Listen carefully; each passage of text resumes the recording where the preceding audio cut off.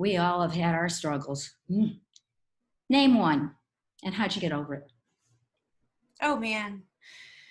Um, I feel like throughout life I've had quite a few, smaller, larger obstacles or struggles, but most of them have related back to the big struggle of my mental health and mental illness being a part of my life. It's a work in progress for sure, Jody. But I would say that the biggest part of for me of feeling mentally healthy and taking care of my, different diagnoses of depression or anxiety, different things like that, have been to reach out to other people and connect, if possible, with someone that you trust, that you can share with, whether it's a friend or my husband or a therapist. And never lose hope, always remembering how blessed we are to be here, and just knowing that mental illness is a lifetime struggle that you will have, and it will affect you in many ways, but we're all more connected than we know. And if we start sharing more and connecting, we can help lift each other up. Well, you said mental health, mental illness. Can you go into more detail? Because I think that sometimes, I don't know about you, but maybe some number of people I know get kind of confused by what does that mean? Because when I was growing up, I thought mental illness meant like in the movies, where they go berserk and the guy has an axe and he's coming after you and you're going to chop you up. And I always thought, oh, that's mental illness. Duh. Right. So I've really tried to eliminate the word crazy from my vocabulary. There's a lot of words that aren't necessarily very nice anymore that we, had used forever as a joke. Oh, they're just crazy. 1 in 5 Americans experiences a mental illness in their lifetime. And that's something that's, depending on the diagnosis, can be short term or related to a particular situation. Like right now, there's a lot of people experiencing increased anxiety and depression because they're stuck at home, or they're lonely, or they're ready to get back out there and they just can't.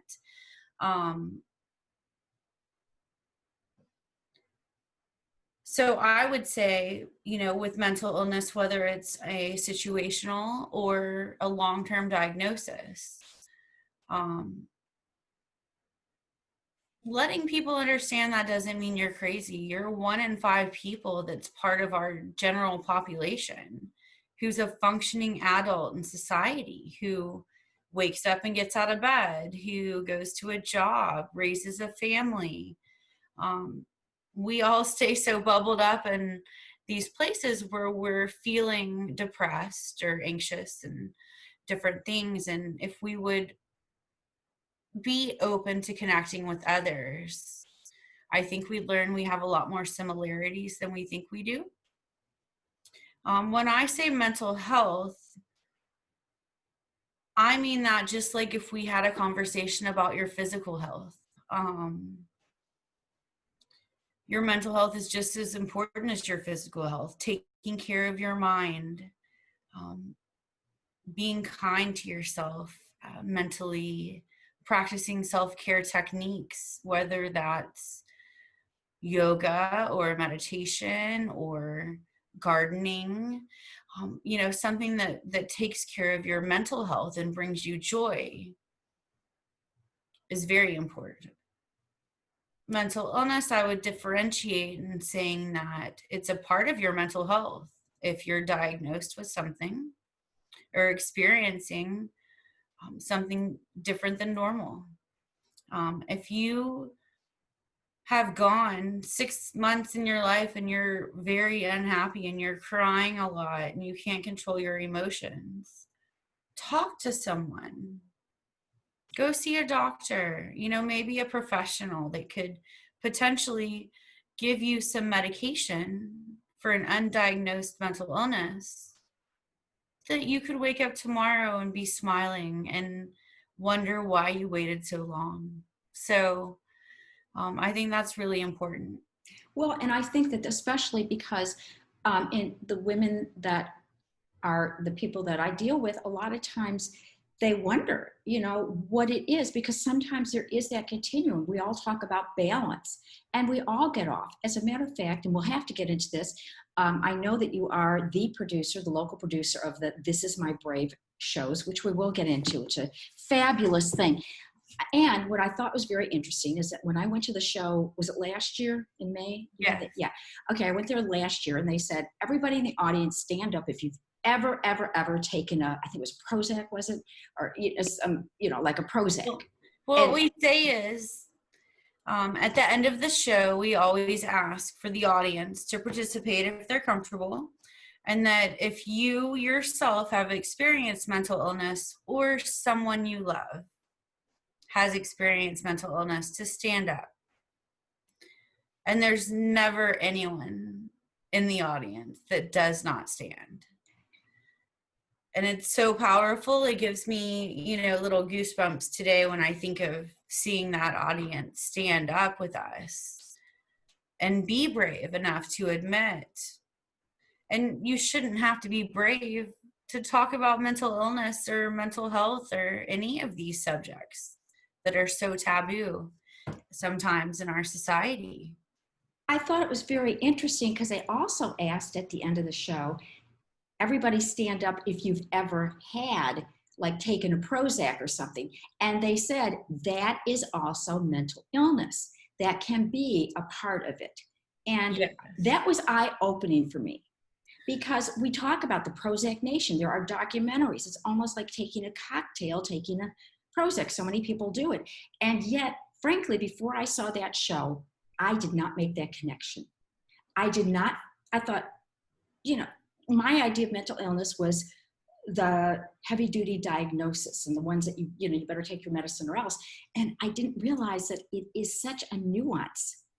And to me, that would help mitigate this idea, the stigma Right. of the mental illness. It's time we get rid of it. It's mental health. And sometimes I don't feel well. Sometimes I get sick. It's life. There are days when my greatest accomplishment is getting out of bed and taking a shower or eating lunch, and then there's days I rule the world and, I'm just rocking and rolling. So I feel like you're on a spectrum, a pendulum almost, and you're swinging. And most people swing, closer to the highs and lows. They don't get too high or too low. And some people swing a little higher, which means that while I may have lower lows, I also sometimes have higher highs. And I think my mental illness has become something that empowers me as opposed to oppression. And that's taken a long time. I mean, that's taken 40 years of hard work, of intense therapy, of different medication changes, and lots of traumatic events throughout life that I've navigated through with the help of a husband, of a support system, of a therapist, of my doctors, my medicine. It's like you put together your toolkit for your mental health. And it's just like your gym bag with your towel and your shoes, and you know what I mean? So. Well, we talk about, as a matter of fact, one part of the show is empowering women. How is your mental health, is that what we'll call, I should say mental health issue, is that the right description? How has that empowered you? Well, I think when you come to terms with being who you are and starting to love who you are, which I'm still working on self-care. I still talk negative sometimes. I'm trying to be more aware of my self-talk and things like that. But I forgot the question, Jody. It sounds like me. How has your illness diagnosis empowered you? Oh, part of my diagnosis, with mental health is that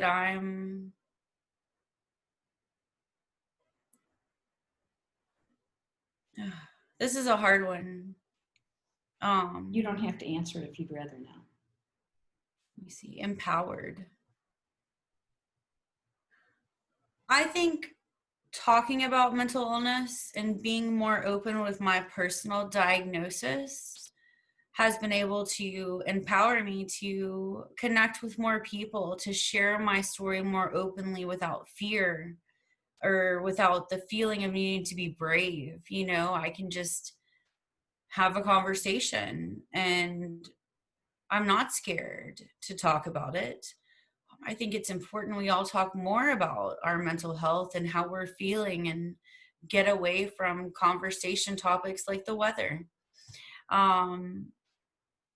So I've definitely, I think one of the biggest things it's propelled me to do is to search for relationships where I can have real quality time and real conversations about what matters in life. And a big part of that is your mental health and your physical health and how you're doing, how you're feeling. So it helps me empower others, I think, too, to be more open and honest. And what I'm hearing is that you were willing to say three important words: I don't know, and get the help that you needed and the support. And so many times, I think that we women think that we have to do it alone. We got to be, just duke it out, or just walk through it. And sometimes there's things that we just plain old can't. Our life can be a whole lot easier if we can. And nowadays they have so many more things at our disposal, i.e., This Is My Brave. Would you please explain, local producer, which is a big deal, of This Is My Brave? Definitely. I'd love to. This Is My Brave is actually a nationwide nonprofit.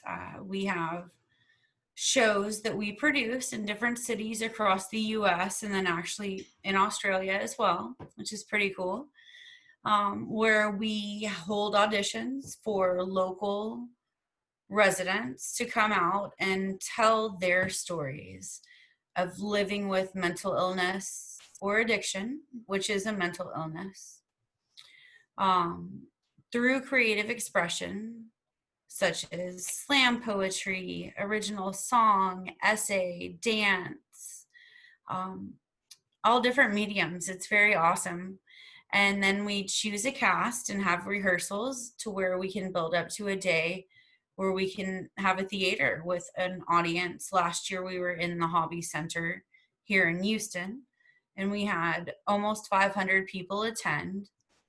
And our cast ranged very widely in age and gender and ethnicity and the type of piece they were performing and the mental illness being addressed. But all of it is about hope and knowing that you're not alone, that you shouldn't. We're being brave. I told my story for the first time on that stage last year, and it was so scary and challenging, but the most empowering thing I've ever done in terms of myself and my self-esteem, and knowing this is not a dark cloud that's going to hang over me forever, but rather something I can address and be open about.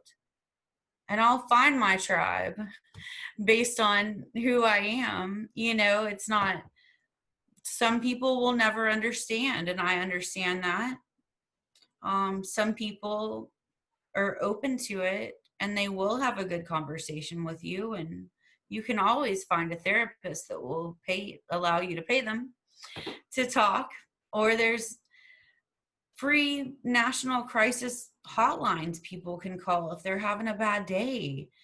if they're feeling suicidal. There's so many resources today for mental illness and mental health on top of that, that I feel like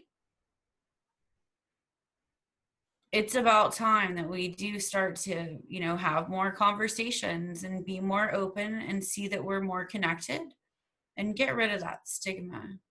Well, I think also that if we say yes more rather than I'm not sure, because it is a different way to look at things that not all of us are, we don't live with it every day. And I'll tell you, the show, number one, Hobby Center, those of you who do not know, is a major place. It's not like, this little rinky dink little club or something. It is like major league. And it's major.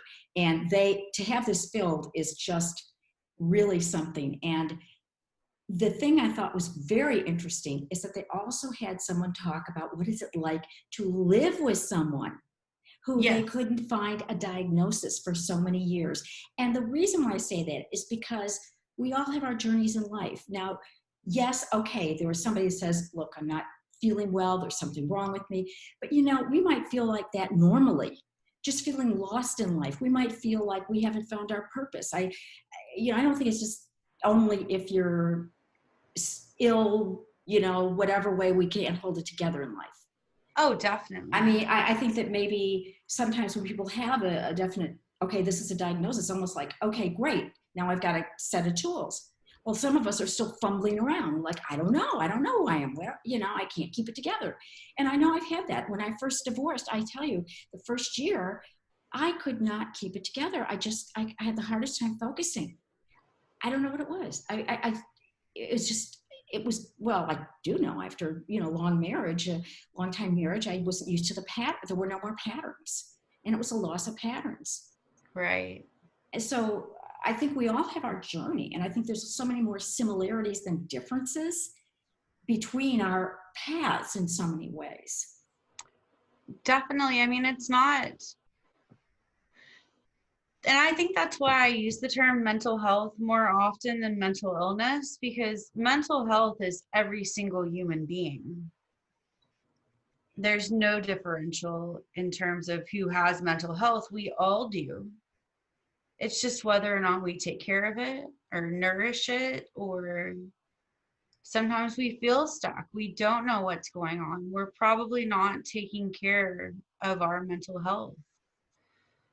Our physical health, they're just as important.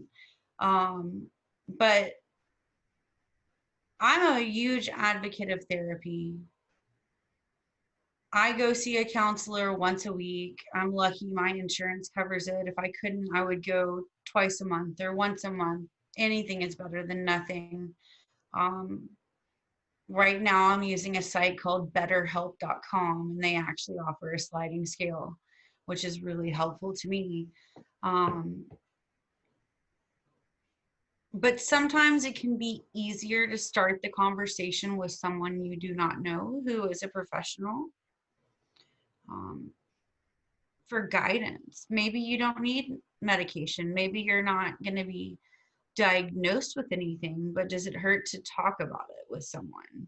Or even yeah, I'm sorry, go on, please. I was just going to say, if you don't have that friend who's able to hold space for you, or set of friends, it's hard to find those people that can really understand or empathize and try to hold space for you so you can work things out and they can help you and you trust them.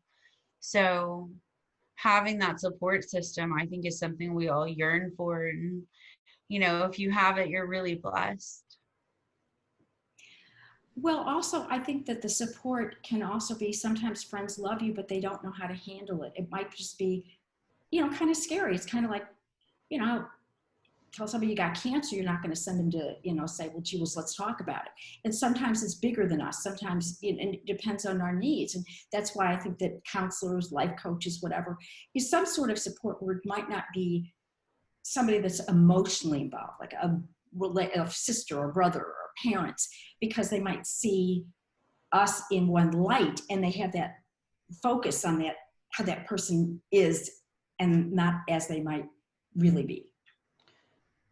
Definitely. And maybe it's not a therapist, maybe it's an accountability partner, maybe it is a coach, like sometimes in life we all need a little help staying on track and getting back on track or finding a track. um I think we see that as a weakness in ourselves when really it means that we're dreaming of bigger and better things. We just haven't figured it out yet, so having that accountability that comes through therapy, coaching, good friendships can make a big difference. Yes, and that acceptance. Tell me if you have two favorite quotes. I'd love to hear it.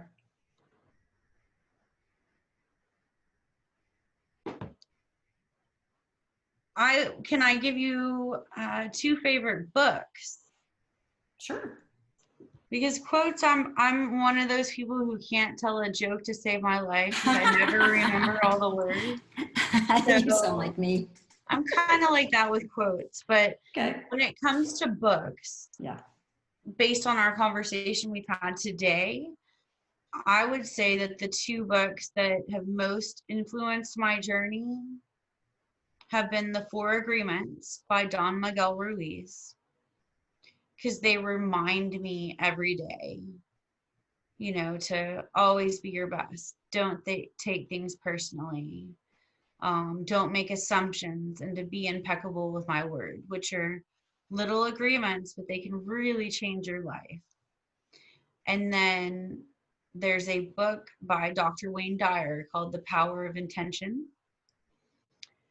I was having a really rough time, in a job, very dead end. I didn't enjoy it. I asked for audiobooks for Christmas, and a friend gave me The Power of Intention. And I listened to that. And it just reminded me that deep down, we're all good. We're good people. We just have to live with that intention of being good and doing good and even feeling good. And if we bring that intention into our lives more often, good things will happen. Maybe giving ourselves permission to have that good, that it's okay to have the good. Because I think sometimes we're so used to, okay, now what's going to happen? Instead of, it's okay to feel good right now. We got right. We got whatever it is, it's okay. Like I just started a new job, and when you asked about it, I timidly told you. And I should have been shouting from the rooftops because it's a dream job. So I think part of that is it's reminding yourself to celebrate the successes, to celebrate the smallest things, whether it is taking a shower, getting a new job, or, whatever's a good conversation with a friend. Like, reflect on the good as well as, the other stuff. I know we need to end, but I could tell you, I remember that people would say, okay, when I say I'm grateful, sometimes they're like, oh, it's so boring. I'm grateful I can see, grateful I can do. And I said, no, it's not, because I'm grateful I can walk. Because let me tell you I think it was 10 years ago, I couldn't suddenly walk. I had a severe neurological acute episode. I lost all my ability to walk in my leg. It was like, and so I can tell you, I am grateful I can walk. And there really are, because things can happen in life that we would never in a million years think would happen. And I am grateful. I can get up, I can walk, I can do so many things. And to have something different every day that we're grateful for and heartfelt. Sincere gratitude. I'm grateful for you. You took the words out of my mouth. I was going to say you. I love you. I love you. I love you. You really are just a joy in my life. And thank you. Thank you for being a part of it. I know we've gone over. Thank you for having the time, being willing to spend the extra time with us. Thank you so much. I have enjoyed all of this. Thank you for all you do, Jody. Oh, appreciate you. I love you. Got to get together soon. Okay. Love you. God bless you. Bye.